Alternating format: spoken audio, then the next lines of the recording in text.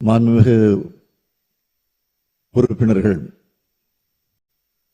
நம்முடைய செல்வ பெருந்தகை அவர்கள், கோகாமணி அவர்கள், செல்வன் அவர்கள், நாகைமாலி அவர்கள், ராமச்சந்திரன் அவர்கள்,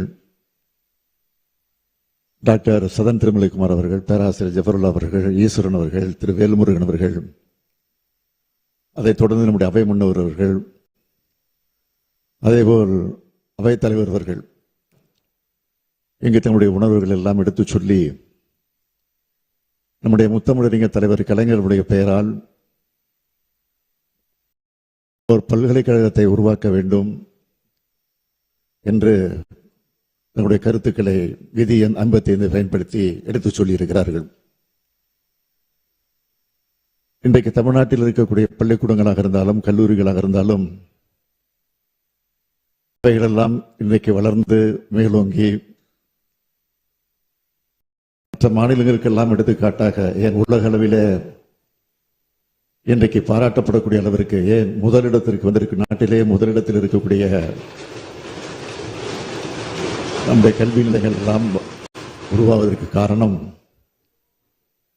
பல்வேறு தலைவர்கள் இருந்தாலும் அதில் முக்கியமான தலைவர்கள் ஒருவராக நம்முடைய முத்தமிழறிஞர் தலைவர் கலைஞர் அவர்கள் விளங்கிக் கொண்டிருக்கிறார்கள். அப்படிப்பட்ட கல்வியினுடைய வளர்ச்சிக்கு பாடுபட்டிருக்கக்கூடிய பல்வேறு திட்டங்களை உருவாக்கி தந்திருக்கக்கூடிய நம்முடைய தலைவர் கலைஞர் அவர்கள் எல்லோரும் குறிப்பிட்டதைப் போல பல்கலைக்கழகங்களுக்கெல்லாம் ஒரு பல்கலைக்கழகமாக விளங்கிக் கொண்டிருக்கக்கூடிய நம்முடைய முத்தமிழறிஞர் தலைவர் கலைஞர் அவர்களுக்கு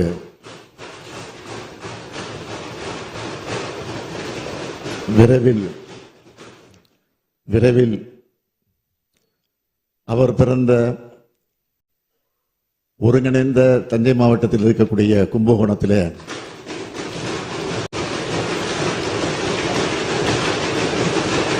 நம்முடைய மாண்புமிகு உறுப்பினர் ஜே.கே. மணி குறிப்பிட்டதை போல எந்தவித தயக்கமின்றி நான் அறிவிக்கிறேன், அங்கே கலைஞர் பெயரால் கும்பகோணத்தில் விரைவில் பல்கலைக்கழகம் ஏற்படுத்தப்படும் என்ற உறுதியான செய்தியை மீண்டும் சொல்லுகிறேன். எந்தவித தயக்கமின்றி இதை சொல்லுகிறேன் என்று சொல்லி நான் அமைகிறேன். நன்றி, வணக்கம். உயர்கல்வித்துறை மாண்புமிகு பேரவைத் தலைவர் அவர்களே, முத்தமிழறிஞர் மூதறிஞர் அன்பு தலைவர் கலைஞர்களுடைய பெயரில் பல்கலைக்கழகம் அமைக்க வேண்டும் என்ற கோரிக்கையை முதல் வரிசை தலைவர்கள் வலியுறுத்தி மாண்புமிகு முதலமைச்சர் அவர்கள் கும்பகோணத்தில் அது அமையப்பெறும் என்ற அறிவிப்பை வெளியிட்டதற்கு உயர்கல்வித்துறை சார்பிலும் அந்த மண்ணின் தொண்டன் என்ற முறையிலும் மனமார்ந்த நன்றிகளை கோடிக்கணக்கான முறையில் தெரிவித்துக் கொள்கிறேன். பொதுவாக தலைவர்கள் வரலாறு படைப்பார்கள், ஆனால் வரலாறாகவே வாழ்ந்த ஒரு தலைவர் உண்டு என்றால் அது முத்தமிழறிஞர் கலைஞர் தான். பள்ளி படிப்பை தாண்டாமலேயே பல்கலைக்கழகங்களுக்கு பாடமானவர் டாக்டர் கலைஞர் அவர்கள். சென்னை பல்கலைக்கழகத்தில் மேடையில் வீசிய மெல்லிய பூங்காற்று PhD மாணவர்களுக்கு ஆய்வு நூலாக விளங்குகிறது. மேடையில் பல தலைவர்கள் பேசுவார்கள், மேடை உண்டு, தலைவர்கள் உண்டு, ஒளிவாங்கி உண்டு. ஆனால் உடன்பிறப்பை என்று ஒற்றை சொல்லில் பல கோடிக்கணக்கான தொண்டர்களை கரவொலியை பெற்ற ஒரே தலைவர் முத்தமிழறிஞர் மூதறிஞர் டாக்டர் கலைஞர் அவர்கள். குரலுக்கு குரலோவியம், கரடுமுரடான தொல்காப்பியத்திற்கு தொல்காப்பிய பூங்கா எழுதிய தலைவர் முத்தமிழறிஞர் கலைஞர் அவர்கள். படத்தின் கதாநாயகன் யார், பட தயாரிப்பு கம்பெனி எது என்று படம் வைத்து படம் பார்க்க போவார்கள். படத்தின் கதாசிரியர் யார் என்று படம் பார்த்த காலம் டாக்டர் கலைஞருடைய காலம். படத்தின் தலைப்பே வித்தியாசமாக இருக்கும். பாடாத தேனீக்கள், பாலைவன ரோஜாக்கள், மாடி வீட்டு ஏழை, நீதிக்கு தண்டனை, வார்த்தையிலேயே ஒரு கதையை சொல்ல முடியும் என்ற கதாசிரியர் டாக்டர் கலைஞர் என்ற கம்பீர தலைவர் மட்டும்தான்.